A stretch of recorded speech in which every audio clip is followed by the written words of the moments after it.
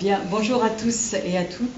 Nous sommes absolument ravis de vous accueillir en distanciel et puis pour la retransmission qui aura lieu, qui sera déposée un petit peu plus tard sur YouTube de cette table ronde consacrée à la situation en Iran.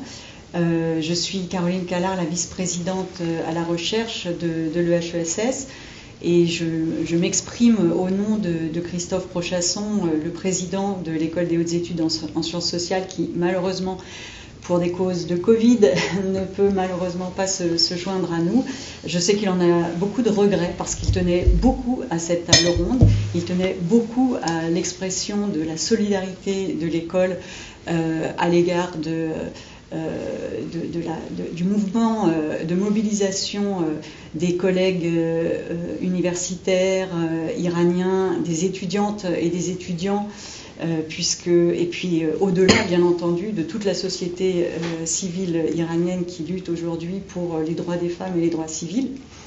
Le HESS s'est très vite exprimé sur ce sujet par un communiqué de presse paru le 27 septembre pour répondre à l'appel aussi qui émanait de nos collègues universitaires, iraniens et iraniennes, demandant à la communauté universitaire de se mobiliser. Donc c'est un petit peu aujourd'hui le résultat de la réponse que nous avons voulu faire à cet appel, au-delà du communiqué de presse auquel s'est joint l'INALCO aujourd'hui. Alors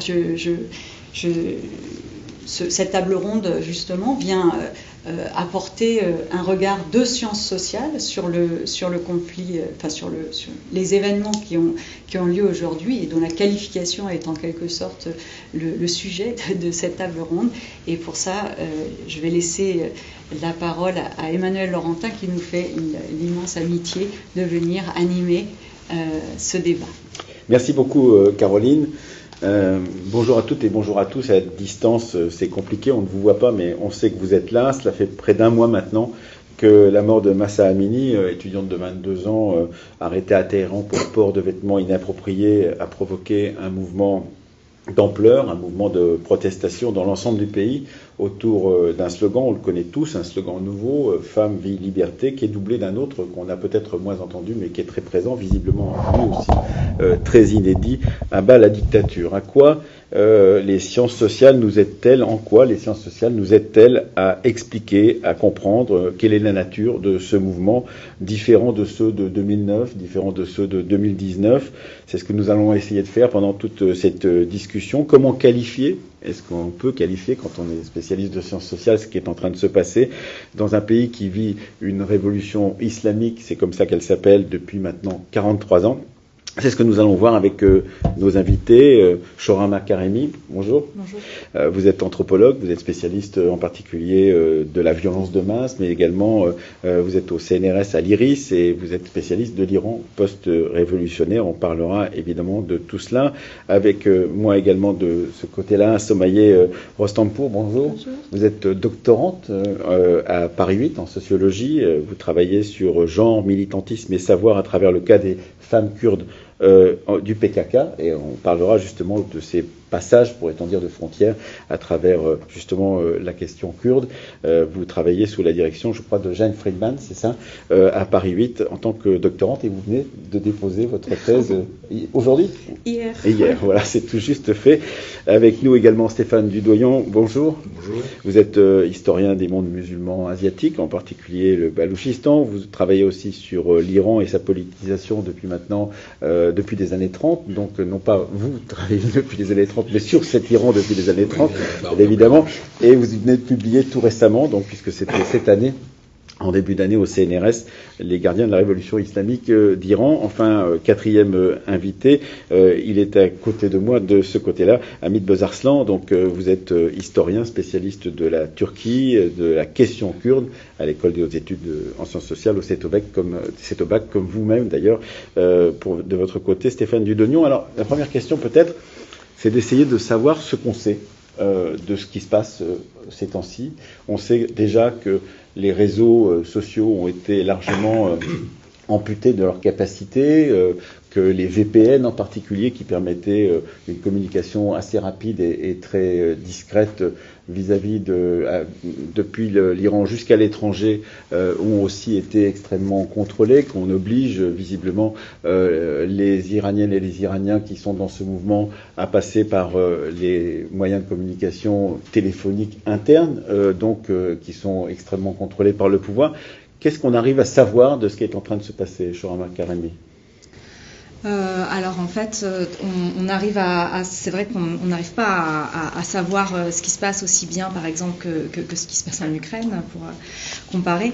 Cela dit, juste un petit point, ce n'est pas tout à fait nouveau. C'est-à-dire que moi, j'aimerais remettre quand même en perspective notre l'espèce de zone d'ombre actuelle dans laquelle on se trouve par rapport on peut se trouver par rapport à l'Iran, à un flou un peu plus large, qui est aussi la construction des sciences sociales depuis 30 ans, même 40 ans, qui s'est fait de façon très empêchée sur l'Iran. En particulier la sociologie, la connaissance même de la société iranienne. En particulier la sociologie, et c'est le fruit d'une politique d'État, en fait, qui a, depuis la révolution culturelle islamique en 1981, donc en réformant et en empêchant les sciences sociales à l'intérieur de l'Iran, en empêchant et en contrôlant toute pratique de sondage, tout ce qui s'est fait autour du ministère de l'Intérieur pendant la présidence de Ahmadinejad. Ensuite, il y a eu des vagues de répression contre les sciences sociales, et aussi en empêchant les chercheurs étrangers qui travaillent sur l'Iran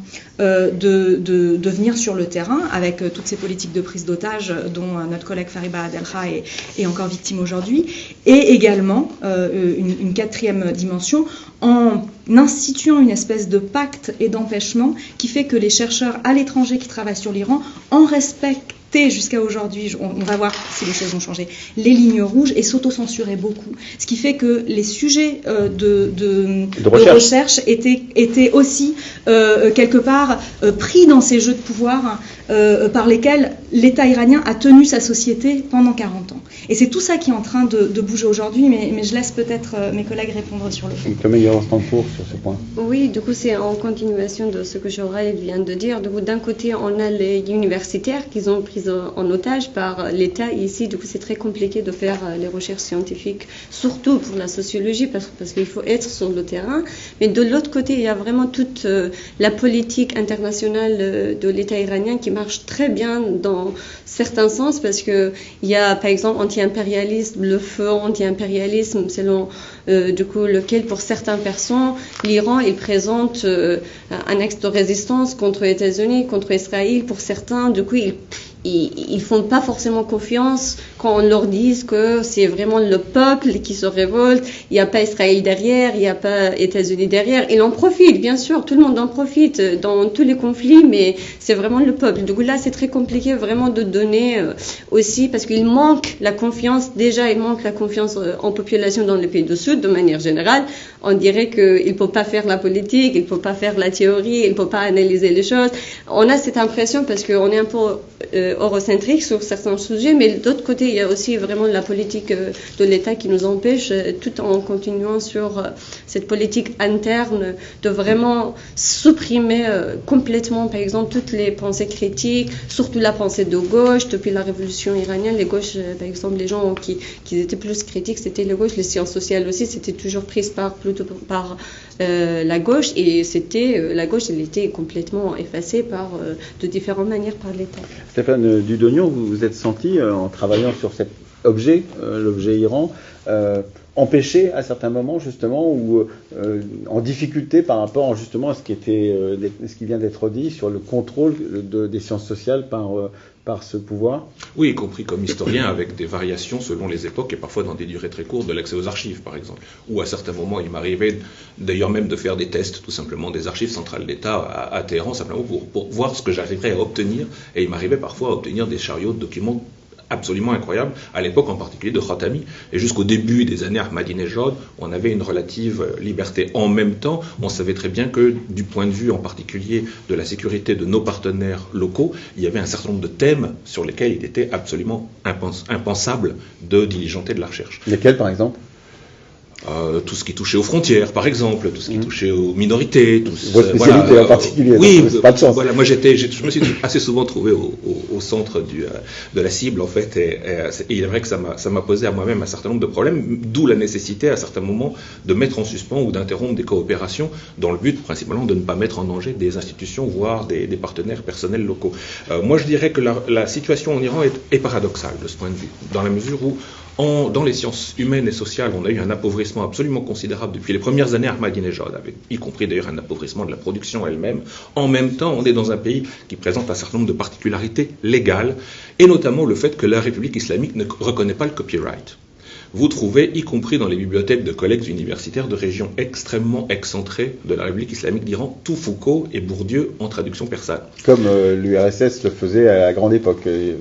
Donc on a une situation qui est double, c'est-à-dire qu'à la fois on va se trouver face à un empêchement absolument constant et en même temps à la circulation de ressources à une très vaste échelle, avec des tirages dont les ayants droit de Bourdieu ou de Foucault ne pourraient pas rêver dans le domaine francophone, par exemple, et avec des distributions qui pourront être massives. Donc un accès à la connaissance qui, malgré tout, va être quelque chose d'extrêmement important. Donc une situation, de ce point de vue-là, qui va être un peu paradoxale. Sinon, pour revenir à votre question initiale sur, évidemment, la limitation des réseaux sociaux et comment travailler, y compris pour nous au quotidien, à un moment où les réseaux sociaux se trouvent autant limités en Iran, je dirais qu'on a depuis 2 jours un phénomène qui se passe, qui est extrêmement intéressant en Iran, qui est une certaine division des élites politiques du pays face à l'attitude à adopter vis-à-vis des mouvements de protestation, et cela se traduit dans la presse officielle.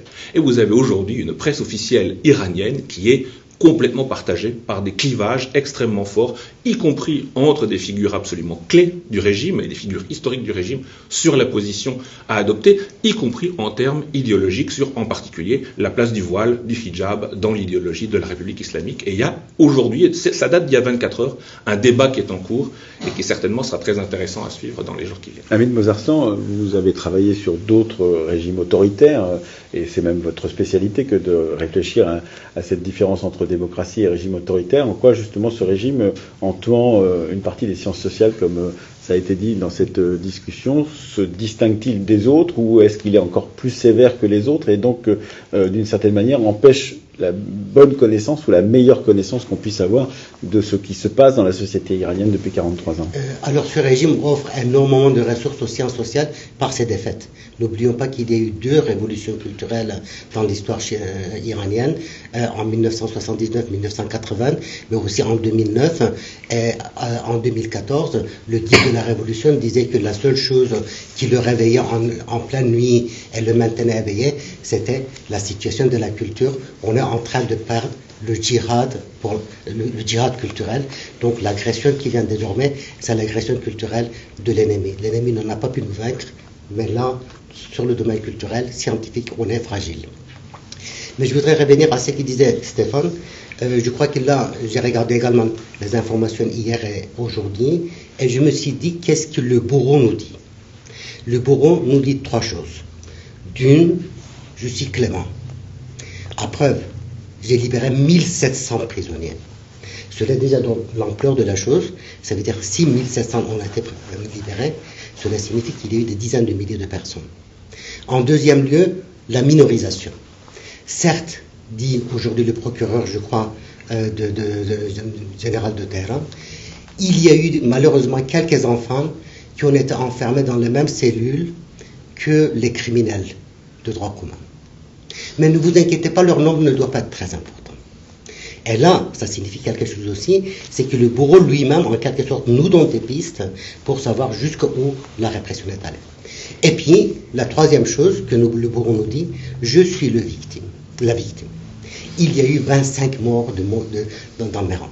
Ça veut dire qu'effectivement, que la question n'est plus du tout une question tout simplement de manifestation, de liberté, etc., mais que je suis menacé dans ma vie même, que désormais, effectivement, l'affrontement, c'est sur la vie, entre la vie et la mort, et du coup, renverser totalement les choses, et de montrer les contestataires, de montrer les protestataires comme ceux qui, désormais, agressent, tuent et victimisent. Donc, essayer de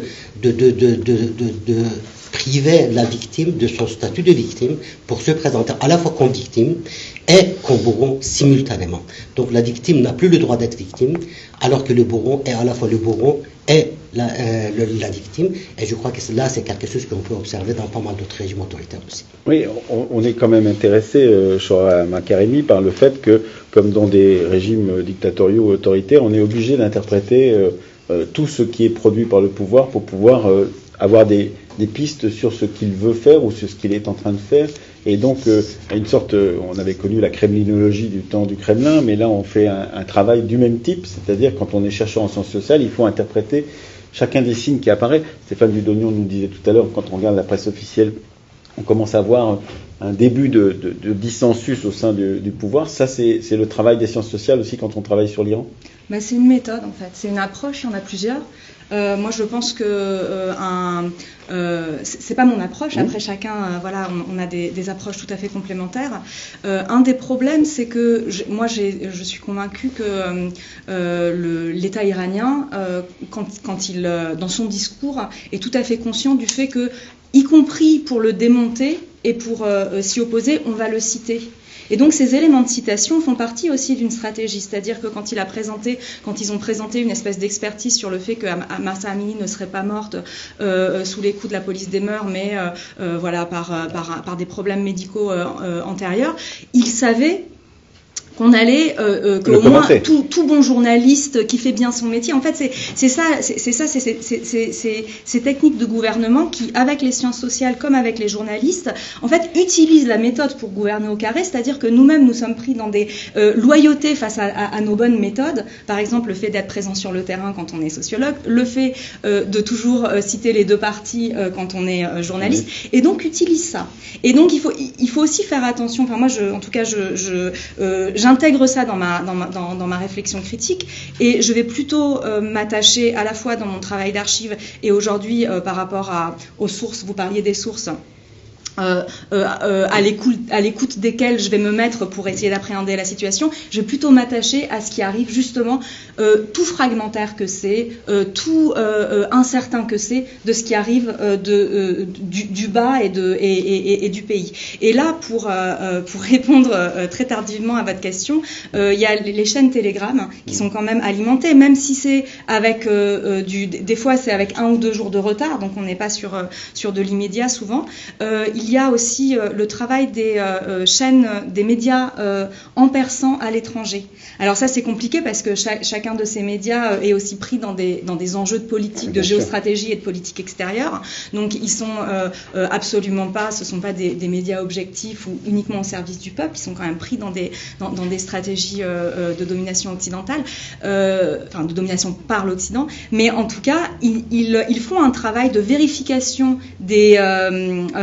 ils ont tout un réseau de communication, d'informateurs, et ils font un travail de vérification, notamment sur les sons et l'image, pour pouvoir vérifier les vidéos de manifestations qui leur sont envoyées. Donc ça nous permet d'avoir un certain accès, et comme ce sont des révoltes extrêmement localisées, très localisées, 90 il faut insister là-dessus peut-être, effectivement. C'est-à-dire que ça n'est pas petit et fragmenté. Ouais, voilà.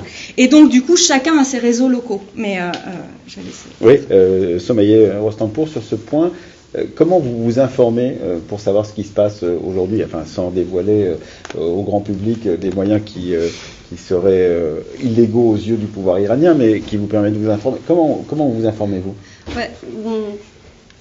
D'abord, je pense que les Iraniens, ils ont devenu experts, comme beaucoup de gens en Moyen-Orient, ils ont devenu experts comment vraiment trouver les informations et circuler les informations sur la dictature. Depuis 40 ans, ils ont appris beaucoup de choses. Quand on était à Téhéran, au Kurdistan, et pareil, on trouvait toujours les moyens de circuler les informations. Mais certes, pour envoyer ces informations à l'extérieur des frontières de l'Iran, c'est un peu compliqué parce que l'Iran, il était toujours isolé depuis 40 ans.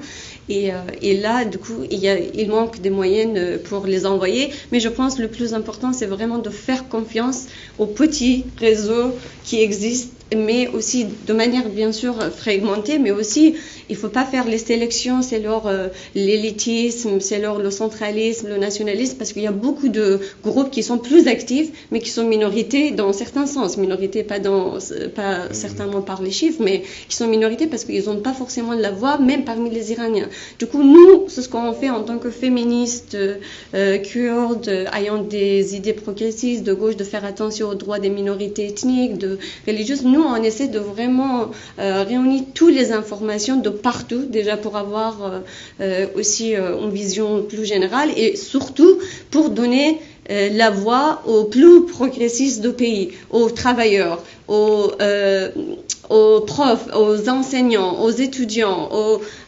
activistes et aux militantes dans les pays à Sanandaj, à Baloutchistan, dans les régions arabes, parce qu'il y avait énormément, juste pour vous donner une idée, on avait énormément de manifestations et de révoltes et des grèves depuis en 2022, juste pour vous donner des chiffres, on avait plus de 4100 manifestations dans le pays. On avait juste la grève en printemps de 2021, on avait la grève des travailleurs de pétrole et pétrochimie en sud de l'Iran, ils étaient en grève pour 2 mois, plus de 60 000 travailleurs, alors que tout est interdit.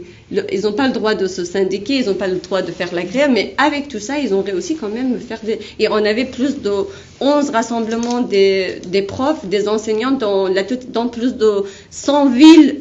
Au total, par exemple, dans un an, juste récemment, dans 3 mois, plus de 6 rassemblements et c'était énorme, ces rassemblements des profs. On a pareil pour les étudiants, pareil pour les minorités ethniques. Du coup, toutes ces informations, nous, on les voit de manière continuante. Du coup, il faut vraiment trouver... C'est-à-dire que ça contredit l'idée d'un surgissement soudain et imprévisible. On en parlera. Du coup, il y a la rupture sur certains sujets, mais il y a aussi la continuation vraiment sur des autres. Oui, Stéphane Dudognon, sans faire le parallèle avec des grands moments révolutionnaires, par exemple pour la France, on sait par les travaux de certains chercheurs que la révolution n'arrive pas comme cela. Il y a le livre de Jean Nicolas sur la rébellion française, par exemple, qui explique l'ensemble des grandes manifestations et révoltes dans la France du XVIIe et du XVIIIe siècle surtout, qui précèdent cette révolution française, et elle n'arrive pas comme dans un ciel clair, comme une sorte d'éclair qui changerait tout.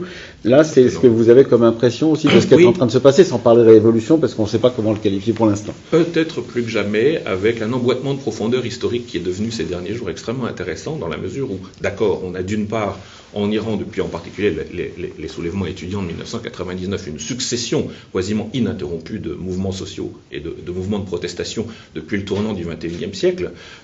On a des années où on a 900 grèves par an, donc un mouvement endémique, en particulier depuis l'élection de Rouhani en 2013, on a eu vraiment une explosion de mouvements sociaux, mais avec une conscience de se placer dans une certaine continuité, mais aussi un imaginaire historique riche, qui est celui, alors, de 2 révolutions. Et ça va être extrêmement intéressant et très productif actuellement.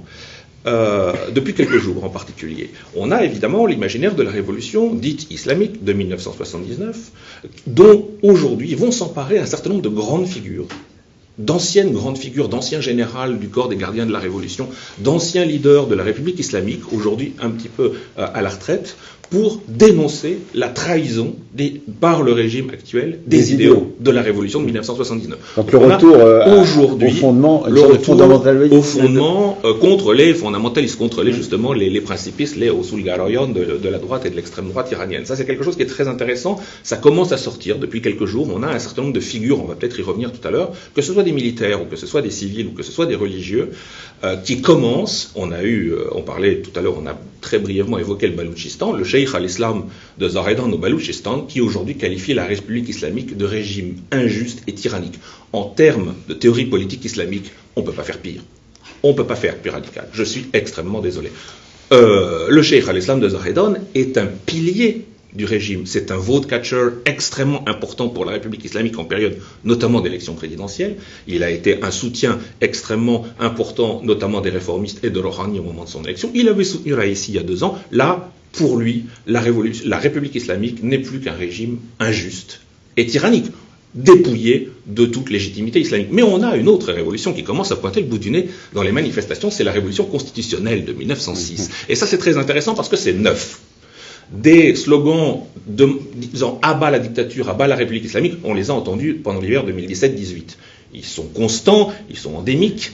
Il y a un rejet de plus en plus massif dans la population. Ils sont plus massifs Il est plus massif. Il atteint aussi des classes sociales qui sont des bases historiques de la République islamique, ce qui commence à devenir extrêmement intéressant. Mais on a aujourd'hui, depuis quelques jours, vous confirmerez ou infirmerez, une référence explicite à la Mashouté, la révolution constitutionnelle et la constitution de 1906, de manifestants disant on a une constitution. Elle n'a jamais été appliquée ni par la dynastie Kadjar, ni par la dynastie Pahlavi qui s'est essuyé les pieds dessus, mais elle est là. Pourquoi pas? L'Iran a un patrimoine politique, notamment révolutionnaire, qui lui permet un renouvellement politique autonome. La Constitution, elle est là, il suffit de la mettre en œuvre. Donc il y a un imaginaire historique qui aujourd'hui est sollicité de manière de plus en plus massive et qui me semble, moi, particulièrement intéressant. Amin Bozarslan et puis ensuite Shoura Makarimi. Oui, non, je pense qu'effectivement ces continuités historiques sont extrêmement importantes qu'on peut établir à certains moments de crise, parce que les continuités historiques n'apparaissent qu'en tant que sens, en tant que réservoir de sens, qu'à un certain moment de crise. Et je pense que voilà, effectivement, depuis 10 ans, 2009, 2014, 2019, entre effectivement des grèves, Abadan est de nouveau en grève, etc. Donc il y a une continuité. Et de l'autre côté, j'ai l'impression malgré tout qu'on est en face d'une configuration assez spécifique, dans la mesure où il y a plusieurs types d'acteurs qui entrent en scène simultanément. On n'est pas en face d'une révolte, mais de toute une série de révoltes. La révolte d'abord des femmes, qui s'associent à la vie et en tant que telle s'opposent à la fois à la domination masculine mais aussi à la domination de la mort. Donc c'est vraiment Eros contre Thanatos qui apparaît ici très clairement. La révolte des jeunes, parce qu'une partie des manifestants aujourd'hui ont 12 ans, 13 ans, 14 ans. C'est quelque chose absolument incroyable. Ça veut dire qu'ils sont nés au moment de la première élection de Ahmadinejad. La révolte de l'urbanité, je pense que c'est extrêmement important parce que le régime a voulu répondre à ces manifestants en organisant ses propres manifestations et il n'y avait que 300 personnes de mon âge, rien de plus. Et le régime n'a pas répété cette opération. Et puis je pense qu'effectivement il y a aussi une autre dimension qui intervient, la révolte des minorités. Ça veut dire des groupes minorisés, qui ne sont pas des minorités numériques, mais qui ont été politiquement, juridiquement minorisés. Les Kurdes, n'oublions pas que le premier djihad de Khomeini était contre les Kurdes, les Balouches. N'oublions pas qu'effectivement le régime islamique a joué avec le feu au Baloutchistan, avec son flirt avec Al-Qaïda. L'Arabie, voilà, la partie arabe le Khouzistan, qui est en révolte depuis 2 ans, 3 ans, etc. Donc ce sont des régions paramilitarisées où effectivement il n'y a plus la loi officielle. Et puis une toute dernière révolte, et je crois que là il faudrait, les historiens auront leur mot à dire sur cela, la révolte chiite. La révolte chiite en Iran, en Irak, en 2019 et jusqu'à aujourd'hui, au Liban, de 2019 jusqu'à aujourd'hui. C'est que la kleptocratie militarisée iranienne, irakienne, mais aussi libanaise demande aux chiites, c'est de devenir des militaires, des soldats de Khomeini, de Khamenei, de Nasrallah ou de tout ce que vous pouvez imaginer. Autrement dit, de devenir une nation en armes et une nation armée, une nation qui se sacrifie, une nation sacrificielle pour la cause. Or, aujourd'hui, je crois qu'il est très clairement évident que les populations urbaines chiites dans la région ne veulent plus de devenir des soldats, ils veulent devenir citoyens. Refuser la certitude de pouvoir pour entrer dans ce que Claude Lefort appelait l'incertitude de pouvoir. Donc de ne pas devenir effectivement des victimes sacrificielles d'une cause pour la loyauté à Nasrallah ou à Khamenei, mais se réaliser comme sujet dans la plénitude du terme. Imaginez la société chiite comme plurielle, contradictoire, complexe, constamment en devenir, et non pas advenir. Oui, Shoura Makarimi, ça rejoint ce chapitre que je voulais ouvrir maintenant, c'est-à-dire ce qu'on appelle les registres d'action. Et les registres d'action nous disent quelque chose de ceux qui sont dans la rue et de celles qui descendent dans la rue, et en particulier par rapport à ce que vient de dire Amit Bozarslan, cette question d'un côté le fameux culte du martyr, le culte de la mort d'une certaine manière, au combat, et de l'autre des femmes et des hommes, des jeunes et des moins jeunes qui descendent dans la rue avec des mots d'ordre qui sont marqués par une certaine joie, une certaine allégresse d'une certaine manière. Oui, absolument. En fait, une des premières images de Mahsa Jina Amini qui a circulé, c'était elle en robe rouge traditionnelle en train de danser une danse kurde. Donc, et pour moi, c'est vraiment la question de la danse et aussi de la vie, c'est l'héritage kurde de la culture iranienne. C'est vraiment comme ça que on peut y rajouter peut-être les feux d'ailleurs, qui sont aussi des lieux autour desquels on s'assemble pour pouvoir jeter ses voiles, etc. Alors les techniques qui sont utilisées par les manifestants sont en effet des techniques insurrectionnelles, parce que justement pour éviter une répression de la part des forces de l'ordre qui serait de l'ordre de l'anti-émeute, on nasse des avenues principales et on prend les manifestants qui sont là de toutes parts, voilà exactement, avec toutes les technologies qui sont à disposition, les gaz, les jets d'eau, etc. Ce qui se fait, c'est des petits feux qui permettent aussi d'indiquer aux gens du quartier, et c'est très important que la révolte soit localisée dans des quartiers. Et d'ailleurs, les communiqués, il y a beaucoup de communiqués qui sont signés des jeunes du quartier de Téhéran, etc. Et donc d'indiquer simplement où se trouvent les manifestations pour des gens qui n'amènent pas leur téléphone portable avec eux en manif ou qui n'ont pas internet. Et puis et aussi bien sûr de danser autour du feu et d'y brûler son voile. Mais pour revenir, et je pense que ça a un lien avec les registres d'action, mais pour revenir à ce que disait Hamid Bozarslan, je pense que la question de l'ennemi, on l'a un petit peu frôlée, est vraiment importante parce que et pour moi renvoie à la question des lignes rouges et permettrait aussi de comprendre bien sûr beaucoup de continuité, une généalogie comme ça très multiple, mais aussi une rupture, parce que si les manifestants criaient à bas la dictature déjà en 2009, c'était à chaque fois que les choses s'envenimaient un peu et que une manifestation devenait un peu plus violente et qu'on mettait le feu à des poubelles ou à un poste de gendarmerie. Là, il y avait quelques à bas la dictature qui résonnaient. Et même encore en 2019, il y avait des slogans qui résonnaient comme ça. Mais aujourd'hui, ce qu'on a, et quand on regarde un petit peu, on fait de la sémiologie des images, on a une foule, même quand elle n'est pas nombreuse, qui chante ensemble. Et c'est pas des petits slogans comme ça qui sont. Il y a vraiment un chant, il y a une scansion il y a une certitude qui est renforcée par ces actes individuels du coup de subversion et de révolte qui viennent des acteurs, des réalisateurs, des joueurs de football, et qui disent en fait, qui envoient ce message à la population: vous donnez tout ce que vous avez, nous aussi on donne tout ce qu'on a. Et en fait il y a cette idée, et cette idée là pour moi elle est révolutionnaire, même si les événements on peut absolument pas en prédire le cours, cette idée de mise en jeu de soi.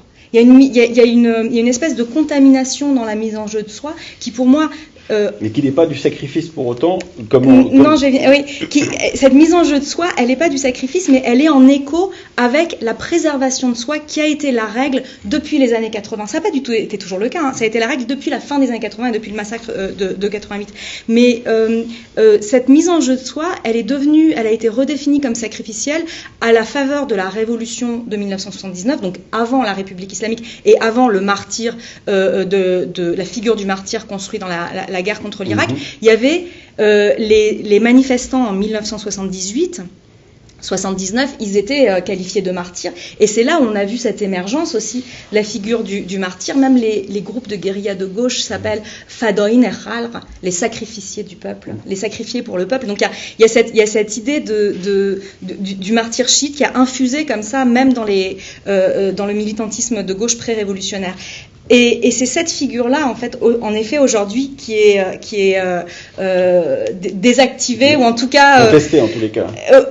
Qui est contestée. Non seulement elle est contestée, mais il y a une rivalité. On lui oppose quelque chose de clair. Femme, vie, liberté. C'est justement, la naissance d'un slogan comme celui-ci, Sommeilleur Rostanpour, ça vous a surpris que ce slogan naisse et prenne aussi rapidement, parce que ça fait pas un mois que ce slogan apparaît d'une certaine manière, et c'est autour de cela que, en plus de à bas la dictature, que se réunissent les gens dans des petits groupes un peu partout dans tout l'Iran.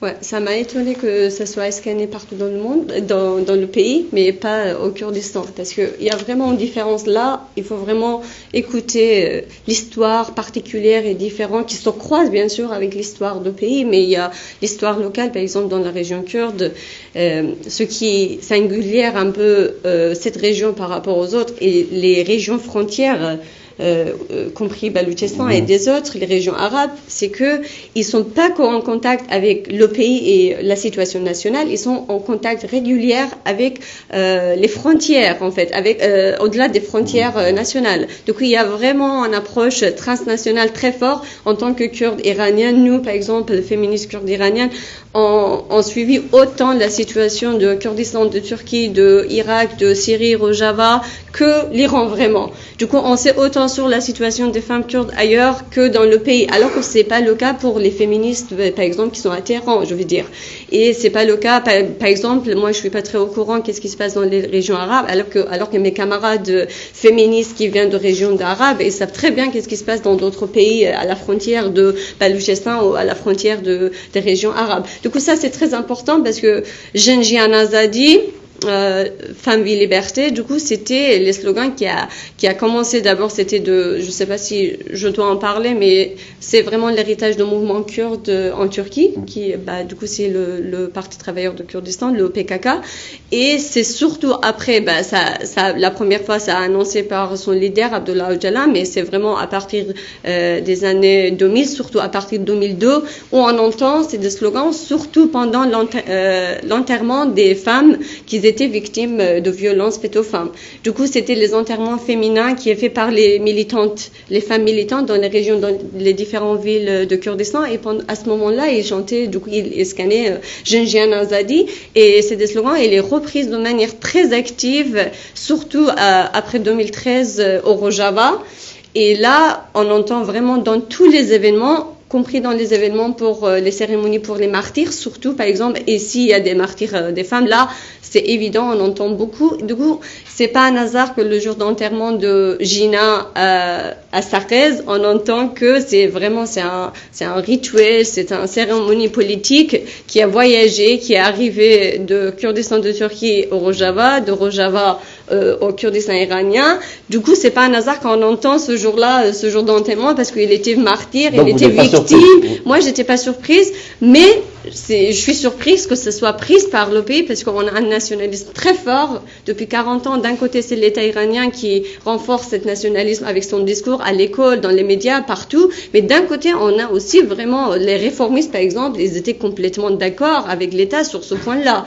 Il y a des points où on partage complètement les réformistes et les fondamentalistes. Et là, par exemple, la question de dire que les Kurdes ils sont séparatistes, les Arabes ils sont séparatistes. Dès que tu bouges, t'es acteur politique d'une autre manière qu'au centre du pays, tu as des étiquettes de séparatisme. Là, c'était vraiment quelque chose de très accepté. Et même parmi les activistes et les militants, c'est la première fois qu'on entend que les gens ils chantent à Téhéran, Kurdistan, Cheshmo Chiragh, Iran.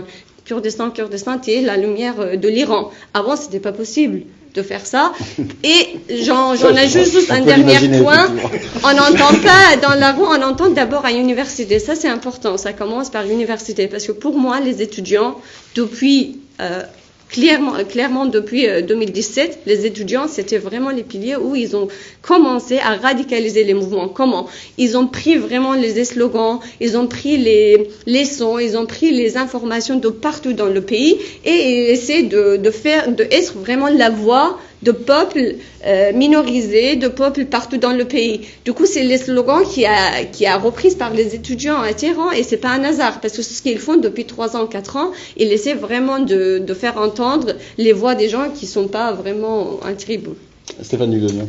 Oui, ce que soulignait Somoya, c'est à la fois cette diversité des situations locales, régionales, mais en même temps un niveau d'unité et de coordination qui est nouveau. Au Baloutchistan, par exemple, pour revenir assez brièvement au Baloutchistan, les manifestants ont commencé le lendemain de la dénonciation publique par un imam en chair du viol d'une jeune Baloutche par le chef des forces de l'ordre de la ville de Chabahar, qui est le grand port du Sistan de Baloutchistan sur l'océan Indien.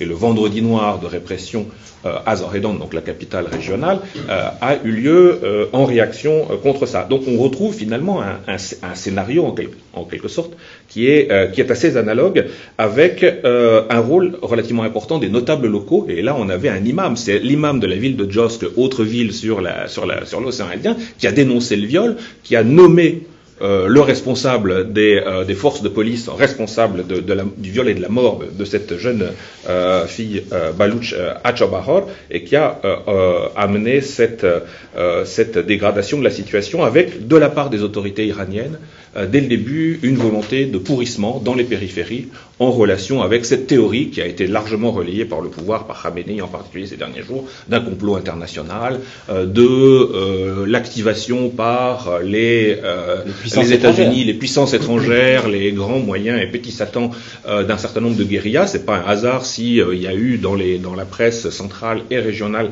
ces derniers jours des colonnes sur une soi-disant attaque par le groupe de guérilla Balouch du Jaish al-Al, qui est une espèce d'ectoplasme dont on entend en général jamais parler, et dont, s'il n'existait pas, il faudrait quasiment l'inventer pour la République islamique, parce qu'il rend tellement de services voilà, c'est quelque chose de tout à fait évident. Et moi, ce qui me frappe, c'est à la fois donc cette diversité de situations locales. On va avoir des situations locales qui vont être évidemment très différentes selon qu'on va se trouver au Balouchistan, au sud du Fars, à Téhéran, etc.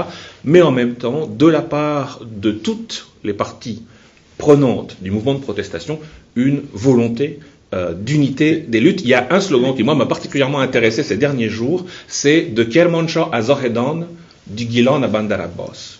On est unis, c'est-à-dire il n'y a pas un mouvement kurde, il n'y a pas un mouvement balouche, il n'y a pas un mouvement du Force, etc. Il y a un mouvement qui est iranien, et la cause des Balouches est une cause iranienne. Ça, c'est quelque chose qui me semble d'autant plus important que Kermanshah et le Balouchistan, à Téhéran, excusez-moi, et dans l'intelligentsia iranienne, c'est pas des régions dont on entendait souvent parler ces dernières décennies, voire en remontant très au-delà. Donc là, on a un changement, à mon avis, qui est très nouveau dans la situation actuelle depuis quelques semaines et qui est à signaler. Le changement, c'est cette petite vidéo qu'on a vue, je crois, hier ou avant-hier, de ces jeunes filles qui déchirent le portrait du guide suprême dans leur livre de classe et qui les jettent par un pont de chemin de fer, autant que je me souvienne, c'est un pont de chemin de fer, tout en les laissant voler dans le ciel. Ça, c'est un changement absolument extraordinaire, enfin, qu'on puisse se permettre cette sorte d'outrage au guide suprême, Hamid Bozarslan, par exemple. Je pense que la légitimité du guide suprême avait été déjà questionnée, interrogée vraiment depuis très très longtemps.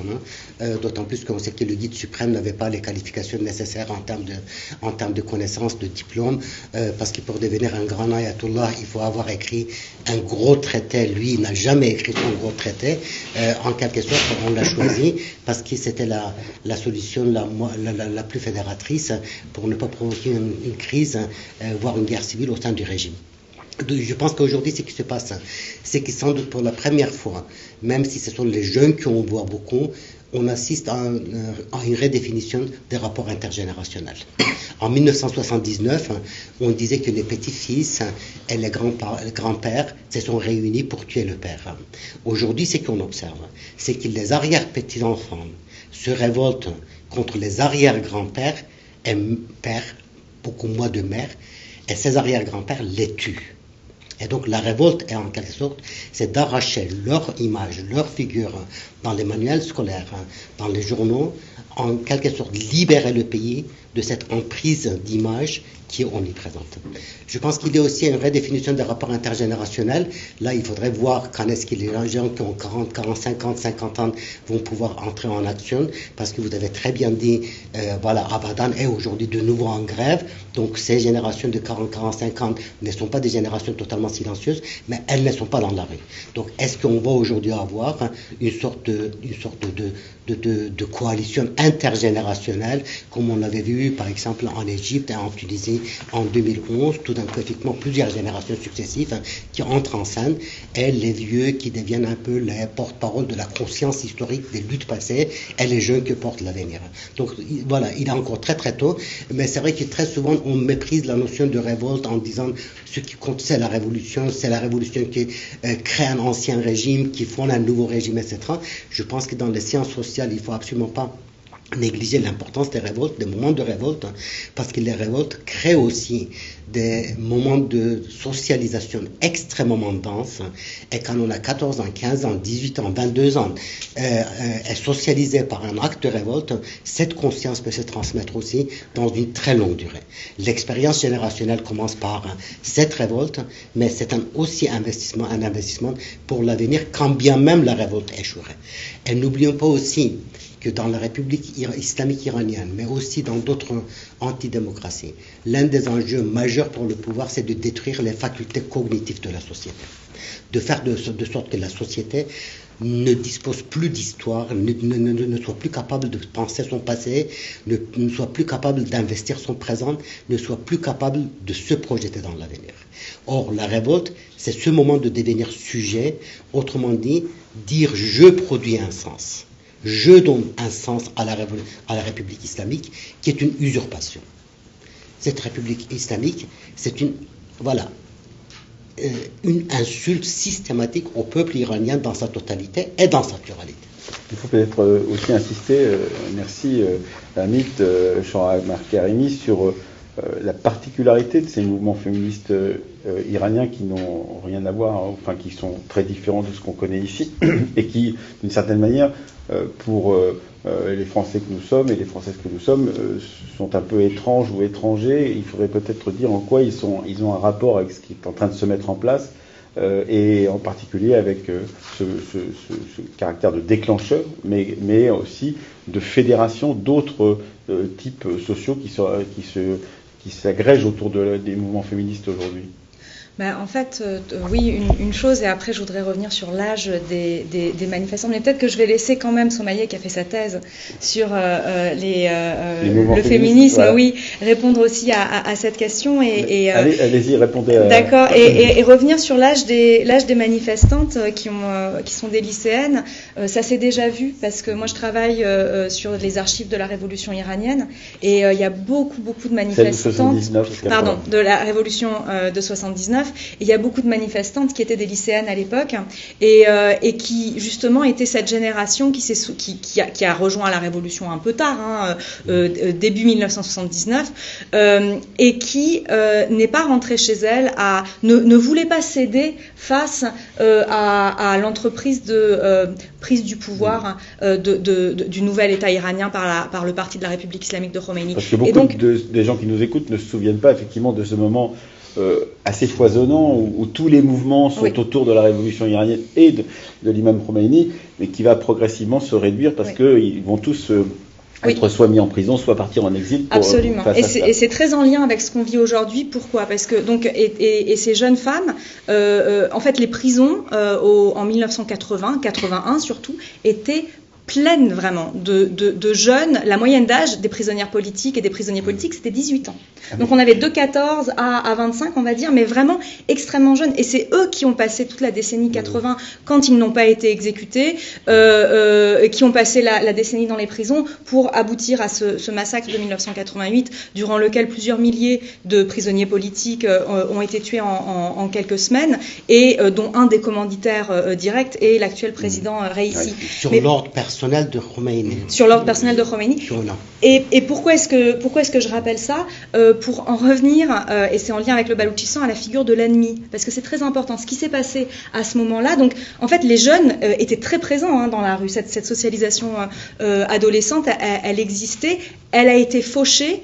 La façon qu'elle a eue d'être fauchée de plein fouet par une répression extrêmement brutale, qui était mise en spectacle avec les confessions forcées, avec des gens qui venaient torturer, qui avaient été torturés et qui venaient à la télévision.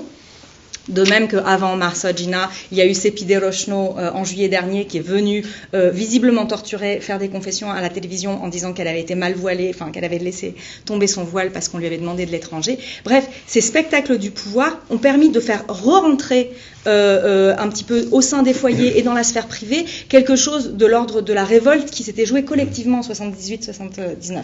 Moi, c'est ce que j'étudiais. Et pourquoi à travers le fait d'identifier les opposants politiques comme des ennemis de l'État. Et ça, là, pour moi, c'est l'opération principale, c'est très important.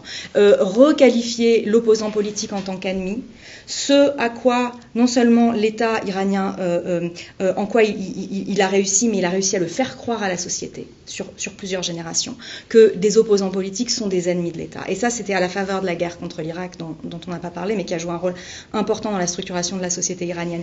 Et en fait, aujourd'hui, ces ennemis c'est Kurdes qui seraient séparatistes, c'est Baloutches qui seraient séparatistes, alors que tous, en fait, sont à l'intérieur d'une revendication de politique de droit civil, hein, de changement politique. Le fait de qualifier, de refaire venir, de remobiliser cette figure de l'ennemi est une façon d'essayer de mobiliser les lignes rouges par lesquelles l'État a tenu la société. Avec c'est peut-être scandaleux, mais avec une certaine économie de violence. C'est-à-dire que finalement, il y a eu plusieurs dizaines de milliers de personnes qui ont été tuées et torturées dans les années 80, mais ensuite, on avait une répression relativement peu létale, mortelle, par rapport à l'extrême efficacité de l'obéissance qu'on arrivait à avoir de la société. Et en fait, les sciences sociales sont à même de pouvoir comprendre ça. Oui, alors sur ce point peut-être, et en particulier sur la question du féminisme, puisque c'est votre travail, Somaïa Rostampour, vous pouvez peut-être à la fois répondre à ce qui a été dit par Chora Makarimi, mais aussi par Hamid Bozarslan, et en particulier à la question du culte du père ou de la révolte contre le père, puisque je crois que le premier titre de votre thèse, c'était sur la question du patriarcat, oui. Justement. Justement, c'est vraiment pour compléter ce qu'il vient de dire. En fait, on a deux niveaux différents. On a le niveau de mouvement féministe. On peut parler de la révolte dans ce niveau-là, et on a les femmes qui n'étaient pas forcément activistes et féministes dans ce sens-là. Mais déjà, le mouvement féministe, par exemple, pour des années après la guerre, après la révolution et la guerre, il était concentré sur le changement des lois et lois de charia, parce qu'ils pensaient c'est le point de départ. Si on ne peut pas changer le loi, la vie quotidienne des femmes, ça ne va pas changer. Du coup, ils ont concentré toute l'énergie sur ça pour des années. Du coup, on avait des mouvements très forts réformistes, ce que j'appelle dans un article réformistes et centralistes, parce qu'ils étaient ils ont mis à côté ces deux points-là. Mais de toute façon, ils étaient puissants dans ce sens-là. Mais à partir du mouvement de 2009 et surtout à partir de 2017, la société est complètement radicalisée, le mouvement féministe il est radicalisé, le mouvement féministe il est dispersé, on a des petits groupes collectifs étudiants, pas étudiants, on a par exemple les différents collectifs régionaux au Kurdistan, on a à Sanandaj, à Marivan, du coup c'est elles surtout qui travaillent par exemple quand il y a des mouvements, il y a des rassemblements contre la violence faite aux femmes. N'oublions pas que juste quelques semaines avant la mort de Gina, on avait des rassemblements à Marivan et Sanandaj dans des différentes villes de Kurdistan pour la mort de Shler. Shler, c'était une jeune fille une mère qui a été violée par un homme, du coup qui s'est jetée de fenêtre pour se sauver, et finalement ça a éclenché vraiment une révolte avec des slogans très progressistes juste quelques semaines avant la mort de Gina. Du coup, la société, elle est là, elle est prête, elle est vivante, et le mouvement féministe aussi, et surtout dans certaines régions, y compris à Téhéran, au Kurdistan, ce mouvement féministe qui est un peu nouveau, qui a une nature un peu différente par rapport au mouvement féministe qu'on a connu, par exemple, avant 2009. Du coup, là, ça a devenu un changement. Mais il y a un grand changement aussi, parce que avant, les revendications de mouvement féministe étaient concentrées sur la question de femmes et genre, et la question de la cause des femmes. Et aujourd'hui, depuis 2017, la question féministe, c'est la question politique. Du coup, le féminisme, il est radicalisé, il est politisé. Du coup, on revendique à la fois contre le patriarcat, mais complètement contre la dictature. On ne peut pas séparer l'un d'autre, alors qu'avant, les militants, ils ne laissaient pas les gens faire ça. Ça, c'est vraiment une grande différence par rapport au passé. Stéphane Dudognon, on décrit des manifestations, on décrit des grèves. On pourrait parler de la grève des commerçants à Massad ou dans d'autres endroits qui s'est déclenchée récemment, qui est la deuxième ville du pays, c'est tout de même très important. On décrit des gens qui d'un seul coup donnent l'impression de ne plus avoir peur. On a décrit un régime d'oppression, un régime dictatorial. Comment, en tant qu'historien, on peut expliquer cette levée de la peur? Qu'est-ce qui a fait que, entre ces femmes qui enlèvent leur voile, ces feux qui permettent de combattre les lacrymos, tout ce qui se met en place comme registre d'action, la peur n'est plus le moteur qui vous empêche de descendre dans la rue, par exemple? Oui, avec des choses tout à fait étonnantes qu'on a pu voir ces derniers jours, qui sont par exemple des films, des petites vidéos sur la toile, filmées par des gens qui filment de leur balcon des vagues successives d'attaques des brigades mobiles, à la suite desquelles la population redescend dans la rue. Et ça, c'est quelque chose qui est malgré tout relativement neuf par rapport à des mouvements précédents, c'est-à-dire qu'on a des mouvements informels, organisés à des échelles locales, mais qui en même temps vont s'inscrire dans la durée et avec une par vague et avec par certains moments et à certains endroits, on a quelques films également qui sont extrêmement éloquents là-dessus, la troupe reculant devant une foule désarmée. Ça, c'est aussi quelque chose d'extrêmement intéressant. Autrement dit, on a aussi un doute qui commence à gagner, apparemment, un certain nombre de forces de l'ordre. Alors peut-être qu'on y reviendra par la suite. C'est pas encore gloire au 17e, hein, mais... Non, c'est certain. Mais voilà, il y a quelque chose, et pour rebondir aussi sur les propos tout à l'heure de Sormoyer, qui explique, à mon avis, que la peur change de camp en ce moment, et la peur est extrêmement perceptible aujourd'hui dans les milieux officiels. Alors c'est pas la première fois, mais là c'est en train de tourner à la panique. Et on le voit, y compris dans la manière dont le discours officiel se formalise, c'est que les combats qui peuvent avoir longtemps eu des aspects locaux ou régionaux sont en train de prendre une portée politique, une portée générale. Et c'est systématique. C'est quelque chose qu'on a commencé à voir depuis quelques années. Moi, je pense à un événement qui a profondément marqué l'opinion publique et la société civile iranienne, qui est en novembre 2017, avant le début d'une vague de protestations, le tremblement de terre de Kermanshah et la manière dont c'est organisé.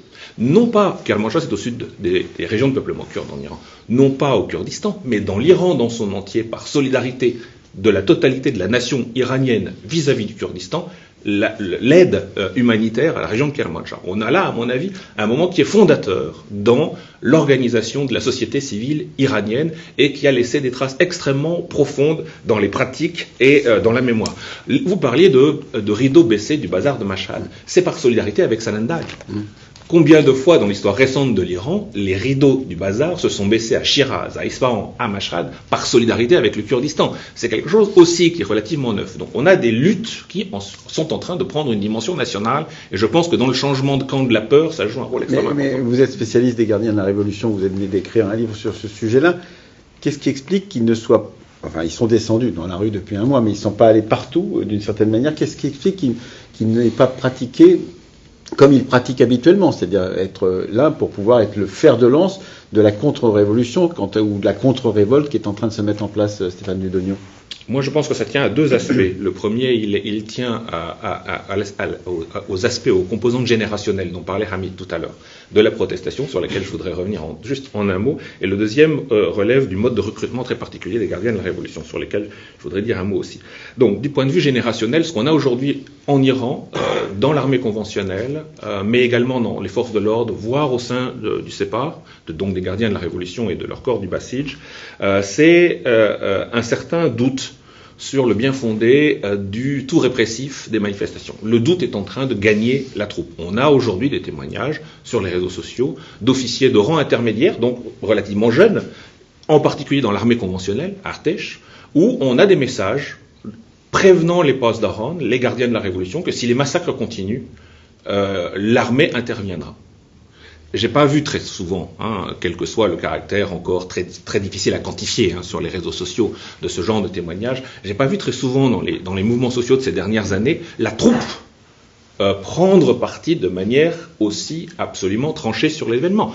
On a d'autre part, manifestement, vis-à-vis des manifestations, des différences d'attitude extrêmement grandes selon qu'on est dans telle ou telle région d'Iran, et apparemment des régions où il y a de très grandes réticences, au point que, à un moment, un responsable, moi je dirais un irresponsable du régime, a pu émettre l'idée d'envoyer des drones. Autrement dit, si Téhéran se méfie à tel point de ses forces de l'ordre locales pour imaginer d'envoyer des drones et des missiles, le terme a été prononcé contre les manifestants, c'est qu'à l'intérieur, ça ne doit pas aller de soi, et on a vu notamment quelque chose de très intéressant il y a 2 jours, c'était sur le quotidien extrêmement intéressant, du Croissant Rouge iranien, probablement un des meilleurs de la République islamique d'Iran, toutes catégories confondues, le chef d'état-major, le commandant en chef de l'armée conventionnelle, appelant ses troupes à l'unité. Bon, c'est le foutoir.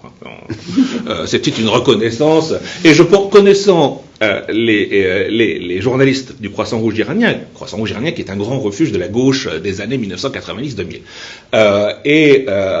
leur ligne politique générale, il y avait là quelque chose qui était extrêmement intéressant. Donc premier aspect, un aspect générationnel avec la jeunesse des forces de l'ordre, mais aussi les grands-pères que Hamid évoquait tout à l'heure, les anciens bardés de médailles de la guerre Iran-Irak, les intouchables, souvent fils de religieux d'ailleurs.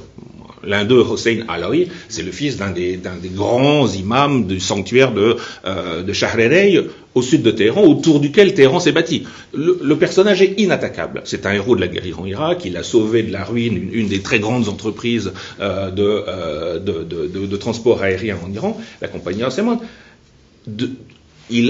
Il est intervenu récemment dans la presse pour défendre, pour attaquer de manière extrêmement violente et explicite la politique du tout répressif. On y reviendra peut-être dans des termes qui sont extrêmement intéressants d'un point de vue idéologique. On est en train d'assister. Donc le rôle des grands-pères va peut-être, avec la jeunesse de la troupe, et on se retrouvera dans ce cas-là dans un schéma très proche de celui de la révolution de 1979, va peut-être s'avérer intéressant. Et avec juste en une minute, pour insister également sur un aspect très important du fonctionnement des gardiens de la Révolution, c'est leur mode de recrutement. Dans les régions centrales de l'Iran, contrairement aux régions périphériques où on envoie des conscrits qui sont recrutés d'ailleurs et qui donc vont se retrouver face à des gens qu'ils considèrent quasiment comme des citoyens de seconde zone, sinon comme des sous-hommes, dans les régions centrales de l'Iran, quand vous entrez dans le Basij, je ne le sais pas, vous faites votre carrière sur place. Autrement dit, lorsque vous retrouvez face à des mouvements sociaux, à des manifestations, les gens qui sont en face de vous sont les gens avec lesquels vous avez essuyé vos fonds de culotte dans les mêmes écoles depuis votre enfance. L'attitude que vous allez adopter vis-à-vis d'eux, que vous soyez Basij ou Postdor, va pas nécessairement être la même que lorsque vous êtes transplanté dans une région comme le Baloutchistan ou le Kurdistan, où vous considérez qu'en face de vous, vous avez des Indiens, en quelque sorte, sur lesquels donc la tentation sera plus grande de tirer, voire de massacrer. Hamid Bouzarslan. Ensuite, on passera aux questions. Oui, je pense qu'effectivement, n'oublions pas que la République islamique a 43 ans. C'est une période extrêmement longue. La majorité des Iraniens est née après. Rappelez-vous de ce magnifique roman, peut-être que les jeunes ne le connaissent pas, de Garcia Marquez, L'automne du patriarque. Dans ce pays qu'on ne situe pas en Amérique latine, on est dans les années 60-70, un patriarcat brutal, morbide, nécrophile, qui se maintiennent, mais qui est désormais totalement vidé de l'intérieur. Et j'ai l'impression que la République iranienne vit ce moment pour la deuxième fois. La première fois, c'était au moment de la mort de Khomeini. Khomeini, quand il a signé l'arrêt de mort de ces quelques 5000 prisonniers politiques, il avait 88 ans. Et il ne pouvait rien présenter à sa population, si ce n'est que la mort. Et n'oublions pas que parallèlement à cet arrêt de mort, Khomeini a signé aussi un deuxième décret qui fonde la doctrine de la gouvernance de légiste, de la gouvernance absolue de légiste, qui permet, si nécessaire, de suspendre l'islam au nom de l'intérêt de l'État. Donc on voit effectivement qu'à ce moment-là, la République islamique était déjà morte. La République islamique a gagné 30-40 ans, en se présentant à la fois comme république et comme révolution. Et Khamenei le disait de toute façon très clairement. L'Occident nous reconnaîtra le jour où on deviendra une république islamique, nous resterons aussi une révolution islamique. Or, aujourd'hui, on voit pour la deuxième fois, cette république islamique peut devenir une république, mais ne peut pas être une révolution en même temps. Et Khamenei, aujourd'hui, a l'âge de Khomeini à 2 ans près. Donc voilà. J'ai l'impression qu'effectivement, il y a cet effet de usure, cette deuxième mort qui s'annonce, mais comme dans le livre de Gabriel Marquez, une dictature morte peut durer encore. Voilà. Effectivement, on peut être en face des régimes de morbides, des régimes de morts vivants. Dina Kapeva, en parlant de la Russie, utilisait le terme de régime zombie. Le régime, elle utilisait le terme de pouvoir gothique. Le pouvoir gothique des années 80-90, avec les zombies, les morts vivants, etc. Le régime peut encore se survivre, mais il n'en reste pas moins que le régime est usé vraiment jusqu'à la corde. Et je ne pense pas du tout que la capacité de renouveler, de se ressourcer puisse exister. Somaïa Rostinpour. Oui, c'est juste pour compléter, je suis tout à fait d'accord et je pense que l'État, ça fait un moment qu'il est mort en Iran. On n'a plus de l'État et ça montre, et bien là l'exemple qu'il vient de citer, Mais le père aussi, ça fait un moment qui est mort. Du coup, je voulais dire, sociologiquement parlant, c'est très important, parce que pour moi, c'est l'acteur social qui devient l'acteur politique en ce moment en Iran. Dans quel sens? Dans ce sens-là qu'on a deux acteurs principaux. Du coup, on a les jeunes et on a les femmes, comme les gens qui sont plus actifs. Et les deux, ils ont commencé vraiment de se militer déjà dans la famille, au lieu de travail, à l'école, partout il y a l'autorité. Du coup, l'autorité, il est vraiment détruit depuis longtemps, avec beaucoup de force. Du coup, les acteurs, ils ont compris, ils ont l'expérience politique de certains sens. Ils ont l'expérience au moins sociale, c'est sûr.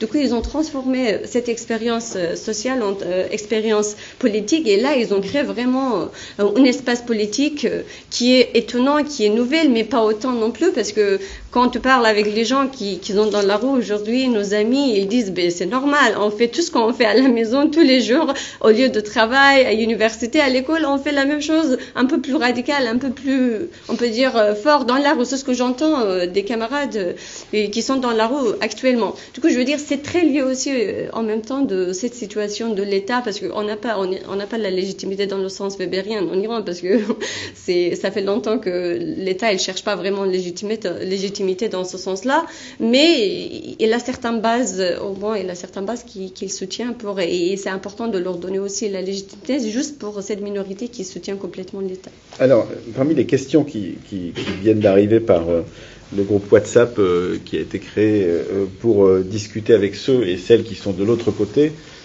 il y a la question. S'agit-il d'une nouvelle révolution? Vous n'avez pas osé la poser.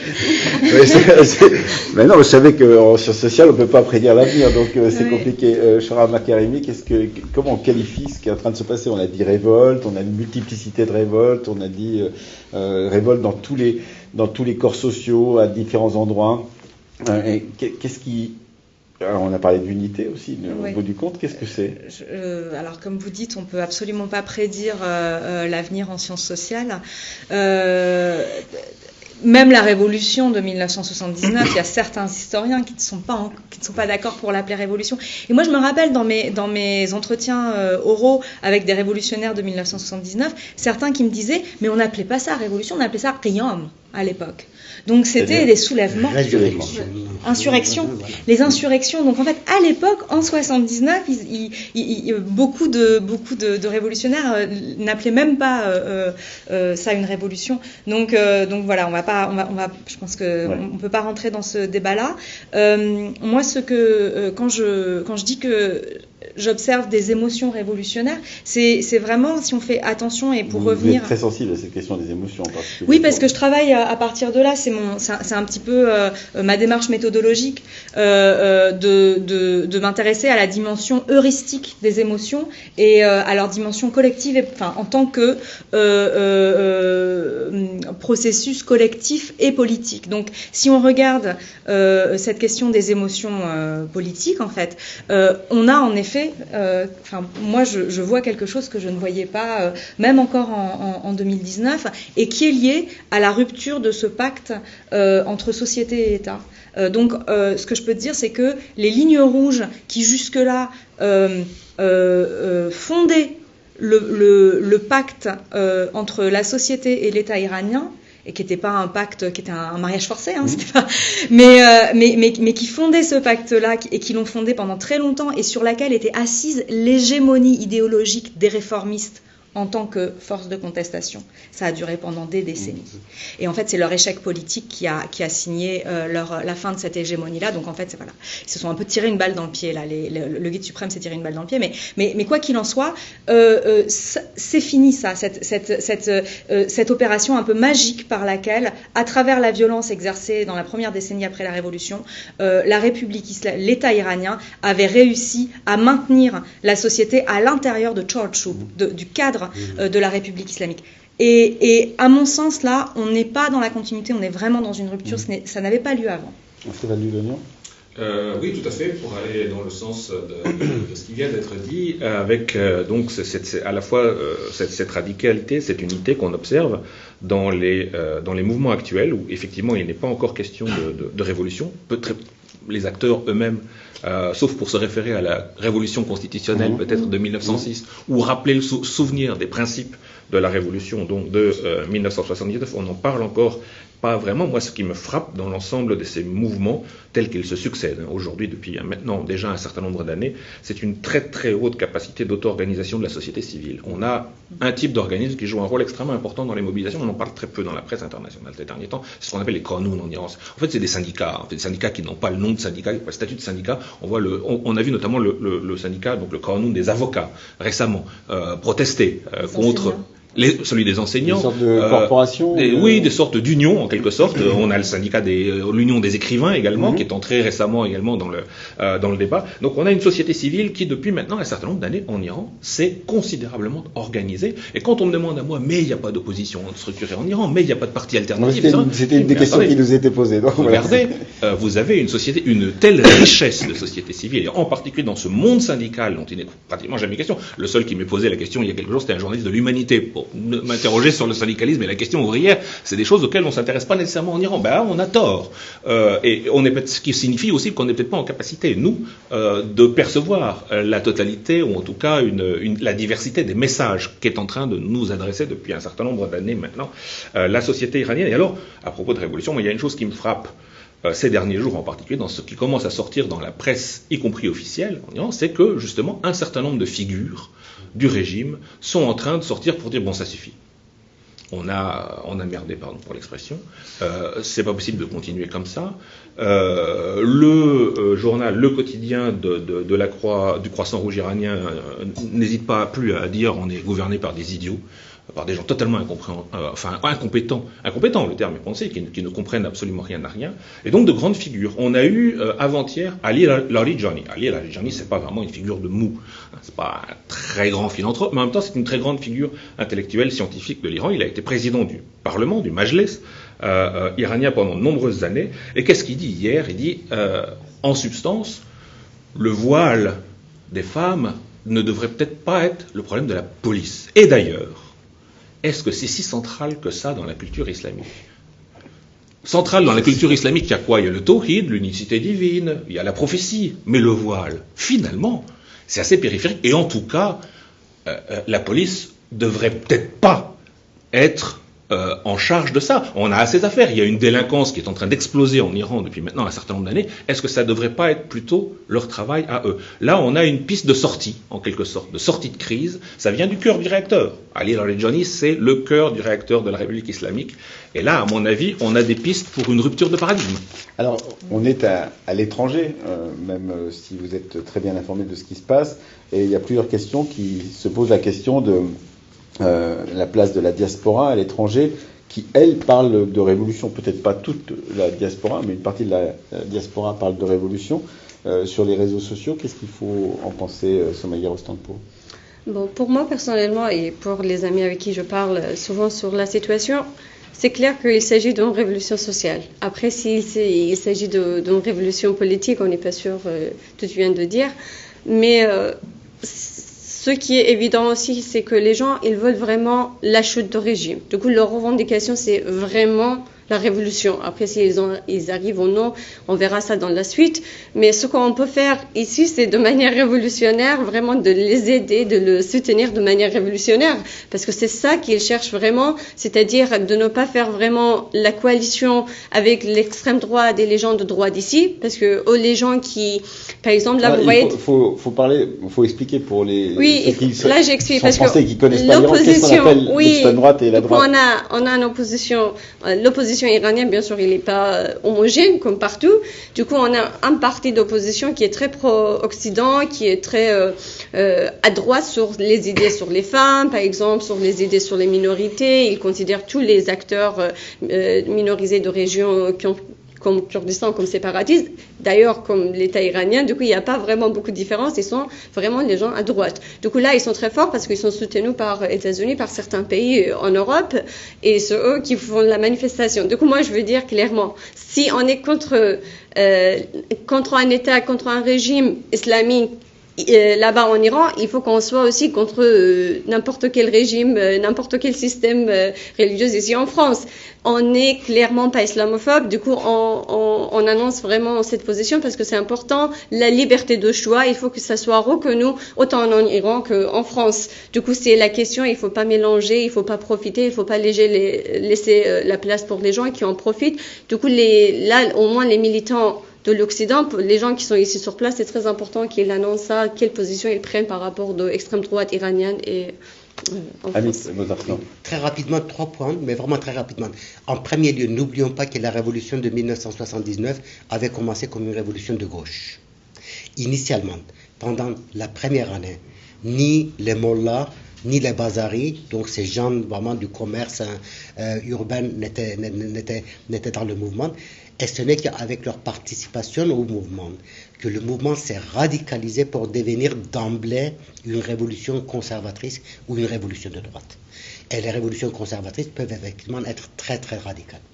Un deuxième point, je pense que le rôle de ces corporations est extrêmement important parce que la révolution de 1919 a commencé en décembre 1977, à la suite des soirées de poésie à l'Institut Goethe.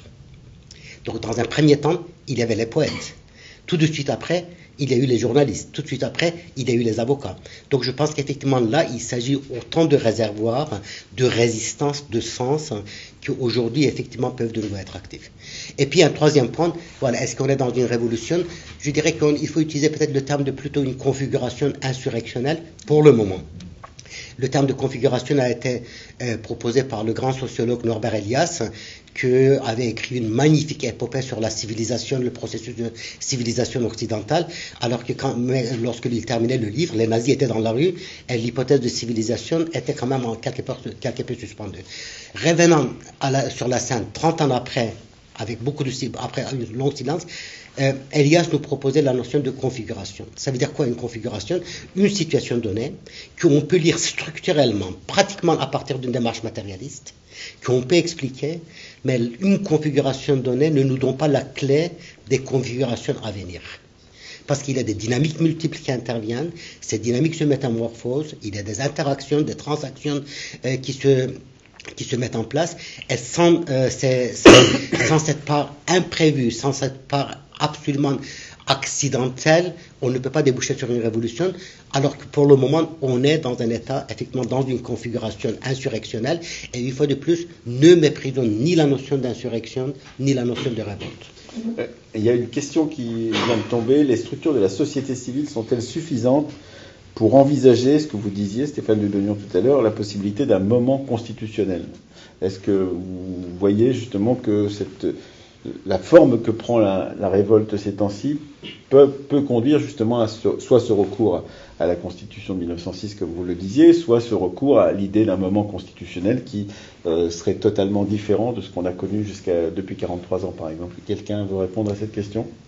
Très rapidement, je pense qu'on ne peut pas avoir un moment constitutionnel tant qu'on reste dans le régime de Velayat et Faqih, ça veut dire le gouvernement de jurisconsulte ou de légiste, qui, au nom de Dieu, exerce le pouvoir ultime. Voilà, on parle de la démocratie en Iran, des élections, etc., alors qu'on sait qu'effectivement 3000 personnes se présentent au législatif, il y en a 400 qui sont, 500 qui sont présélectionnés, donc il y a une sélection, et le guide est élu à vie, et le guide détient son autorité, non pas de la Constitution, non pas du peuple, non pas de la nation, mais directement du créateur. Et le guide a le droit de suspendre l'ordre du créateur au nom de l'intérêt de l'État. Donc je pense que tant qu'on reste dans ce cadre-là, un changement constitutionnel n'est pas possible, mais dès qu'on pourrait sortir de ce cadre-là, oui. Mais Stéphane, tu as beaucoup réfléchi aussi à cette question. Un tout petit peu, moi ce que j'observe en tout cas, c'est que des voix s'élèvent, y compris depuis l'intérieur, on en parlait du régime, pour suggérer des changements de paradigme, ce qui est déjà le début de commencement de quelque chose qui est intéressant. Donc c'est des choses qu'il va falloir suivre dans les jours qui viennent, parce qu'on a déjà une contestation qui est de type radical. Un des généraux postdoc qui intervenait, des gardiens de la Révolution, donc qui intervenait ces derniers jours, évoquait la figure de l'imam Hossein, tout simplement, comme champion de la lutte contre la tyrannie, identifiant donc Khamenei à Yazid. excusez-moi, mais comme mode de contestation d'une république islamique chiite, aller plus loin, ça me paraît, pousser le curseur, ça me paraît un petit peu difficile. Ça vient de quelqu'un qui est totalement inattaquable. Un héros de la guerre Iran-Irak, un fils d'un des plus grands imams de la ville de Téhéran dans l'histoire, un champion de la restauration économique de rares compagnies qui ont réussi à survivre en Iran ces dernières décennies. Donc c'est quelque chose qui me paraît extrêmement important. Par ailleurs, donc, en termes de relais, c'est-à-dire de possibilité de tout simplement de continuité, à la fois d'une culture politique, d'une culture de l'État. Moi, on a parlé un tout petit peu de la société civile.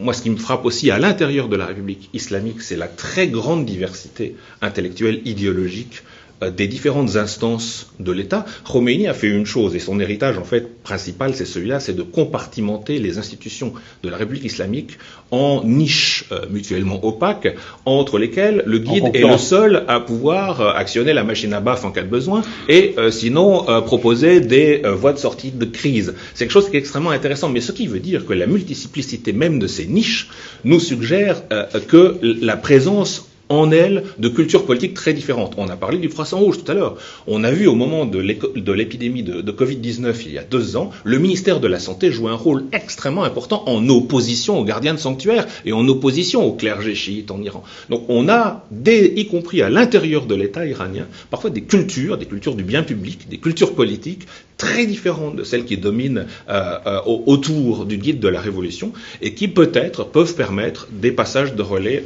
dans les mois ou dans les années qui viennent. Je suis très heureux de comprendre que machine à baffe est une notion valide à l'école des hautes études en sciences sociales par un des chercheurs les plus éminents de cette institution.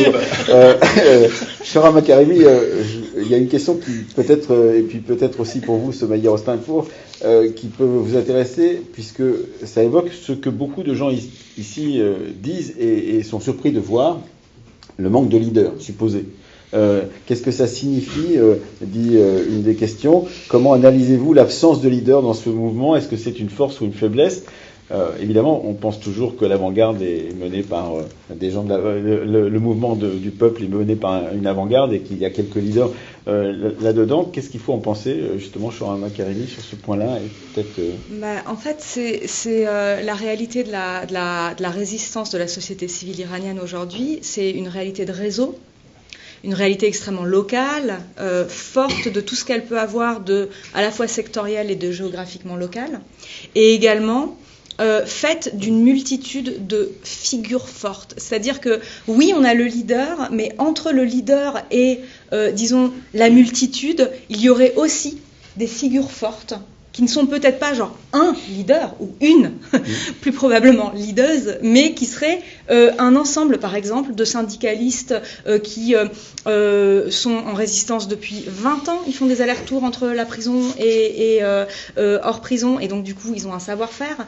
Des avocats, des journalistes, Et ça, ce sont peut-être des gens qui n'ont pas assez de promotion de soi ou de ressources sociologico-culturelles pour arriver à la position du leadership tel qu'on le conçoit, ou tel qu'on l'a construit à travers l'histoire, on va dire, politique du XXe siècle et non pas du XXIe, mais qui ont beaucoup de ressources quand même, et qui sont des espèces de points comme ça dans ces réseaux, et qui sont des points forts et des points de référence. Et moi, ce que je voudrais dire simplement, c'est que si on se met donc non pas de trop loin, comme on l'est aujourd'hui, mais qu'on se rapproche un petit peu de cette société civile iranienne, d'un peu plus près, ce qu'on voit, c'est en fait, c'est la beauté, vraiment, moi, c'est mon premier sentiment, la beauté du mouvement de résistance fait de parcours, de trajectoires extrêmement résilients. Des gens comme Seppi Derolian, des gens comme les syndicalistes de l'usine Haftapé, des gens comme Nasrin Sotoudeh, qui a donné un entretien au Time il n'y a pas longtemps, donc là, quand même, elle se positionne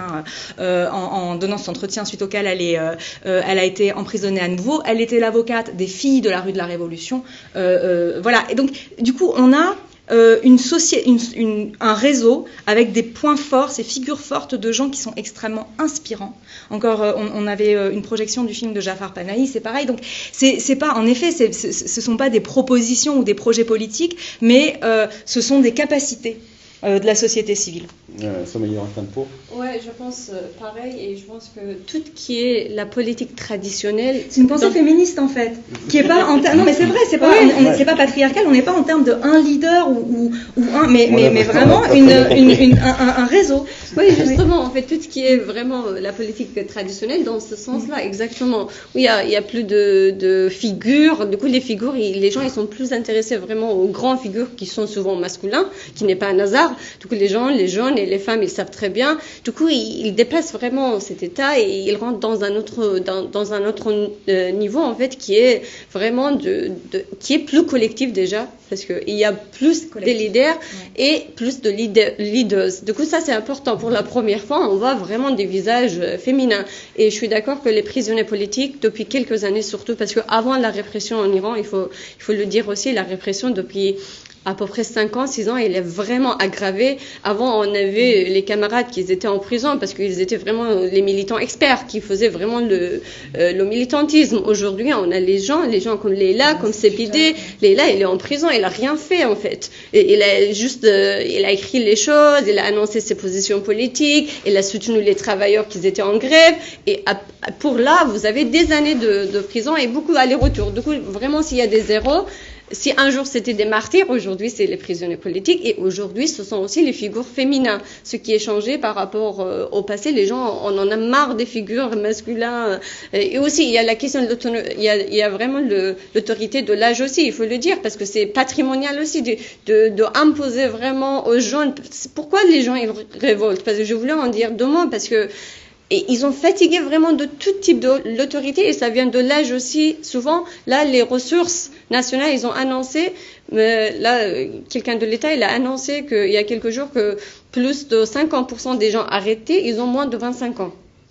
Et ils ont annoncé qu'il va y avoir un tribunal pour les enfants, les mineurs de moins de 18 ans. Du coup, vous voyez, c'est un phénomène, c'est nouveau vraiment ça, avoir un tribunal juste pour les gens arrêtés. Alors que, par exemple, on a commencé ça, mais ce genre de choses, c'est nouveau et c'est vraiment une nouvelle situation au-delà des leaders et figures. C'est juste une note de bas de page à cette question. En 1789, il n'y a pas de leader. La révolution ne commence pas parce qu'il y a un leader. En 1830, il n'y a pas de leader. En 1848, la révolution commence à la suite de la promenade des cadavres ou des morts. Il n'y a pas de leader. En 1917, il n'y a pas de leader. En octobre, oui, mais Trotsky l'explique. Voilà, le pouvoir était dans la rue, on l'a ramassé. Voilà, il n'y a pas de leader dans les révolutions. Les révolutions se font en quelque sorte. Une autre question, serait-il possible d'envisager une intervention armée des forces kurdes, des Peshmerga, au Kurdistan iranien? Qu'en est-il des attaques iraniennes sur les territoires irakiens contre la région autonome kurde en Irak? Non, je pense que là, les acteurs kurdes ont été extrêmement intelligents en disant qu'on ne passera pas à l'action armée. Pour ne pas donner effectivement un prétexte. Iranien. Parce qu'effectivement, comme au Baloutchistan, ce que le pouvoir cherche, c'est précisément de susciter une contestation armée pour pouvoir justifier la répression. Et je pense que quitte à payer un prix très lourd, parce que les acteurs kurdes iraniens payent un prix très très très lourd, parce qu'il y a des bombardements iraniens, etc. Mais quitte à payer ce prix très lourd, ils ont décidé de ne pas passer à l'action. Mais vous me corrigez. Non, tout à fait. Et je pense que l'État est en train de gérer une crise interne à travers de la politique transnationale, à travers de sa politique régionale. Et là, il a compris s'il amène vraiment la crise vers les frontières, vers les Kurdes qu'ils ont considérés. On a à la fois les Peshmerga et les guérillas. Du coup, on a différents partis politiques avec des tendances différentes dans la région kurde, qui n'ont pas tout à fait d'accord sur la politique d'armée non plus. Du coup, ça peut être là, ils ont provoqué à la fois les guérillas de Pejag, à la fois les Peshmerga de Komalé. Ils ont bombardé les camps de Komalé démocrates. Du coup, vraiment pour provoquer à la fois toutes les armées qui sont sur la place dans la montagne de Kandil pour les faire rentrer dans la ville. Et ils étaient assez intelligents tout à fait pour ne pas rentrer dans les villes. Et je pense que prochainement, ils vont pas rentrer, ils vont pas faire ça tout de suite. Et ils savent très bien, ils connaissent très bien la politique de l'État et ils sont vigilants par rapport à ça. Et puis côté Balouch, on va avoir la même chose, y compris côté patriarche. Alors je voudrais pas apparaître ici comme le le responsable du syndicat des Barbes Blanches. Mais on a au Baloutchistan un phénomène extrêmement important qui est que... C'est un peu le cas quand même. Oui, voilà. Bon, j'en vois pas d'autres autour de cette table. C'est qu'on va avoir de très grands notables religieux régionaux qui vont en fait regagner une légitimité à la fois en dénonçant la guérilla, mais aussi en dénonçant la tyrannie de la République islamique. Et donc apparaître aujourd'hui comme des leaders spirituels possibles, et je pense que le Cheikh al-Islam de Zoredan, imposant vieillard, grand orateur à la voix rocailleuse, très présent aujourd'hui sur l'internet, dans l'internet iranien et sur les réseaux sociaux, est en train de jouer cette carte en fait d'autorité alternative en essayant de faire en sorte que Zoredan puisse éventuellement apparaître dans la contestation comme une alternative à Qom, c'est-à-dire un anti-pouvoir religieux. Donc à l'intérieur y compris de l'islam, il se passe des choses aujourd'hui extrêmement intéressantes. Outre les célébrités du monde de l'art et du sport, des clercs, intellectuels religieux ou professeurs d'université à l'intérieur du pays se sont-ils exprimés en faveur du mouvement Shoram Karimi, pardon. Oui, alors il y a eu une lettre, mais elle était anonyme. Dans leur grand courage, un collectif de religieux a écrit une lettre en protestation et en se rangeant plutôt du côté des opposants, des manifestants, mais la lettre n'était pas signée, voilà. Mais on sait que ces voix existent et également. On en a la trace dans ce que dit aussi Stéphane Dudognon dans les tribunes, dans les journaux, dans les prises de parole. Oui, alors pour les journaux, ce qui est intéressant aussi, c'est que comme les journaux iraniens, parce qu'en fait, bon, on est quand même dans le cadre de la censure, hein, ça on l'a même pas rappelé tellement c'est évident, comme les journaux ne peuvent pas couvrir les événements, du coup ils vont produire de l'analyse. Oui. Donc en fait, il y a un effet aussi. Ils veulent parler de ce qui se passe parce qu'il est impossible de ne pas en parler. En même temps, ils ne peuvent pas en parler, donc ils vont produire des analyses pseudo-sociologiques sur mais qu'est-ce que cette génération Z et tout. Mais c'est intéressant parce qu'ils utilisent le mot. On est tous dans le même bateau qui revient tout le temps. Mais quand on est sur cette figure du bateau, je trouve que oui, en fait, on est dans un bateau quoi, un radeau de sauvetage, aussi, un bateau qui coule. On est tous sur le même bateau. Il y a le naufrage qui est pas loin quoi. Mais donc ça c'est pour une dimension de la scolastique qui serait la dimension religieuse. Alors l'autre dimension de la scolastique qui est la dimension universitaire, c'est il y a eu un mouvement de démission collective, ça n'a pas été non plus hyper vaste, hein, mais il y a eu un mouvement de démission d'universitaires en protestation aux arrestations. Qui ont frappé à la fois leurs collègues et aussi beaucoup leurs étudiants. Donc encore une fois, environ 6 000 personnes, sans doute beaucoup plus, arrêtées. Mais tout de même, par exemple, hier, il y a eu un entretien d'une universitaire, d'une scientifique dans le journal Nature, où elle dénonçait en fait le peu d'engagement de ses collègues. Donc c'est encore un petit peu mitigé. Et je trouve que la communauté académique à l'étranger aussi, donc des personnes qui travaillent sur l'Iran mais qui ne sont pas en Iran, est encore relativement prudente. C'est-à-dire qu'on attend de voir où le vent va tourner pour commencer à faire porter sa voix. Mais en effet, il y a des... On a eu des protestations institutionnelles de professeurs d'université contre notamment l'envoi d'étudiants en camp de rééducation, qui est un des phénomènes qui se passe actuellement. Donc on a l'université qui est en train également de se mobiliser contre à la fois l'emprisonnement, puisqu'officiellement il n'y a pas d'étudiants emprisonnés, ça, voilà, mais contre l'emprisonnement et surtout l'envoi en camp de rééducation. Quand il y a eu les attaques sur l'université Sharif, il y a 2 semaines, en fait, il y avait des profs qui étaient descendus et qui ont été attaqués pareil. Les Basidji disant on ne fait pas la distinction, là on prend tout ce qui est là. Peut-être une question pour vous, Somaïe. Remise en cause du patriarcat, droits des femmes revendiqués, des jeunes connectés, est-ce un basculement du pays vers une société occidentalisée? J'imagine que c'est ce que pensent les responsables du pays, que c'est le basculement vers les forces de l'étranger qui seraient à l'œuvre. Qu'est-ce qu'on répond à une question comme celle-ci? Ouais, je pense que déjà dans la question, on voit certaines approches de l'Occident vers, je veux dire, les pays du Sud, pas l'Orient, parce que c'est pas un mot approprié, mais je veux dire, déjà de poser la question de cette manière, parce que les gens qui sont là-bas, ils ont diverses, comme partout, en fait, dans tous les pays où on les voit ici en Occident, les féministes, ils sont pas homogènes. Là-bas, c'est pareil. Les femmes non plus. Du coup, on a une partie, bien sûr, une partie de la société iranienne, il est Occident parce qu'il est contre tout ce qui est revendiqué et symbolisé par l'État iranien. Du coup, à l'inverse, ils ont valorisé tout ce qui est l'inverse. Et pour eux, l'inverse de l'État iranien, c'était l'Occident, parce que c'est l'État iranien, ceux qui l'attaquent tout le temps, c'est l'Occident. Du coup, l'inverse, c'est valorisé, et l'occidentisme, il est valorisé dans certains sens pour une partie de la gens et de la société iranienne. Mais il faut voir ça avec la mondialisation, la globalisation, qui a... Moi, j'ai un petit enfant dans ma famille qui me demande une fois est-ce que tu es passé par exemple dans tel endroit à Paris où les enfants ils font ça? J'étais choquée. Tu vois, du coup, je veux dire qu'il est au courant dans une petite ville au Kurdistan, il est au courant qu'il existe un tel endroit à Paris qui est réservé aux enfants. Du coup, on est dans le monde de mondialisation. Du coup, là, c'est quelque chose qui est nouveau, qui n'existait pas dans notre génération quand on était vraiment activiste à l'université ou ailleurs. Je veux dire, il faut rendre compte de toute cette situation. Du coup, les femmes, ça fait partie. Juste pour compléter, mais il y a toute une partie des femmes qui ont vraiment des revendications complètement différentes. Les femmes, les féministes, par exemple, les universitaires, les étudiants de gauche, ils sont super actifs dans les universités. Il y a des journaux, il y a des collectifs, il y a des petits groupes dans les villes. Là, par exemple, on a des appels des quartiers. Et là, il y a une grande partie des appels de quartier. Il y a des universitaires aussi, des étudiants aussi, des gens aussi. On les voit dans leurs revendications, dans leurs appels. Ils ont déjà conscience de ça et ils critiquent à la fois tout en même temps. Assez intelligent, vraiment assez fort dans ce sens-là aussi. Avec une chose dont je pense les Occidentaux devront tenir compte à la fois du côté des observateurs mais aussi des acteurs politiques, diplomatiques et internationaux, c'est qu'un certain nombre des rueurs de brancard de ces derniers jours et dernières semaines en Iran aujourd'hui sont eux-mêmes des conservateurs.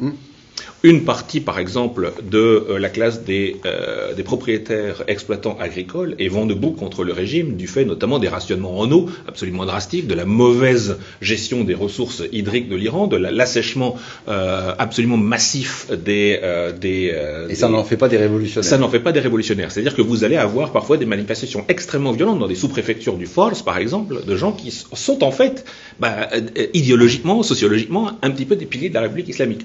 Donc ce qui est intéressant aussi, c'est de tenir compte de ça, qui va être, à mon avis, extrêmement important dans les mois et les semaines et les mois qui viennent. Question, comment expliquer le rôle des femmes dans la police des mœurs, qui sont ces femmes sur lesquelles s'appuie le régime pour justifier la répression du mouvement contestataire féministe? Est-ce que quelqu'un ou quelqu'une... Oui. Non, Chora. En effet, il y a avec l'Arabie Saoudite. Ah oui, ça je ne peux pas faire de comparaison, mais simplement il y a des policières en effet des mœurs, mais il y avait les sœurs de Zainab, il y avait des Hezbollah, il y avait un des timbres d'ailleurs de la révolution iranienne, c'était une femme en tchador qui tenait la Kalachnikov, oui, et donc cette question que la République islamique, enfin l'idéologie d'État après 1979 s'est fondée sur l'image de la femme combattante de l'islam qui avait sa place. Et donc c'est cette place-là qui est occupée par ces policières, comme il y a des gardiennes de prison, comme il y a des sépaïs qui sont des femmes, mais il y a également des femmes attachées au voile traditionnel pour elles-mêmes et qui militent à la fois pour la fin du régime et contre le voile obligatoire. Donc ça, comme Fatemeh... comment ça s'appelle, Seberi, qui est à Rome, qui est à Mashhad, pardon, et qui milite, qui est une figure active comme ça de la femme voilée qui milite contre. Donc, en fait, en Iran, la question d'être voilée ou de n'être pas voilée n'est pas, on peut pas la superposer à la question d'être pour ou contre le voile obligatoire, ça il faut bien le comprendre. Et je voudrais juste souligner une dernière chose, puisque j'ai la parole, c'est que pour moi, une des clés de lecture principales pour arriver à décoller les grilles d'analyse ou en tout cas la problématique du voile en Occident et surtout en France de la problématique du voile en Iran, sans ouvrir trop cette question, c'est en effet la question de l'islamophobie, c'est-à-dire que pour une femme iranienne qui s'oppose au voile, qui brûle un voile, elle-même, sa mère a peut-être été voilée, sa grand-mère est voilée. Moi, ma mère était opposante à la République islamique, elle était révolutionnaire, elle était voilée. Et donc, du coup, il n'y a pas de haine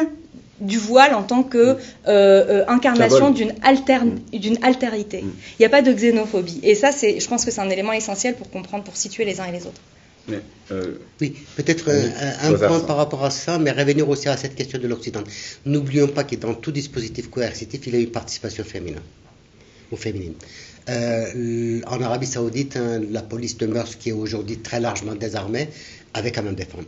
L'État islamique avait recruté des femmes et c'était en grande partie ces femmes qui faisaient régner effectivement la terreur avant que certaines d'entre elles soient lapidées ou réduites à l'esclavage sexuel. Je crois que ça a été aussi le cas des camps de la Gestapo. Donc voilà, je crois qu'effectivement là il y a tout un chantier qu'il faut ouvrir. Mais pour revenir à la question de l'Occident, parce que je crois que là il s'agit d'un piège qu'il faudrait qu'on refuse et qu'on récuse. J'ai vu les yeux de Chora tout à l'heure, voilà. Elle l'a immédiatement traduit. Par rapport à la Turquie, par rapport à Poutine qui veut nous faire croire que la Russie n'a rien à voir avec l'Occident et que l'Occident collectif a toujours voulu détruire la Russie et que la Deuxième Guerre mondiale avait été la guerre de la destruction de la Russie par l'Occident. Nous, il faut refuser. Nous sommes dans une bataille, dans une lutte, il faut assumer cette lutte entre la démocratie et l'antidémocratie, comme on l'avait été dans les années 1920 et 30 en Europe.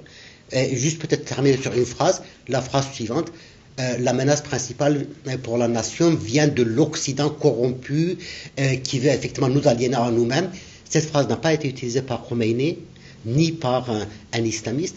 Paul Lagarde, l'un des théoriciens du nationalisme allemand, des années 1850. Et pour lui, l'Occident c'était la France et l'Amérique. Donc on n'est pas en face d'un conflit entre l'Occident et l'Orient. Une question hyper spécialisée, et on terminera peut-être par celle-ci parce qu'il n'y en a pas d'autres.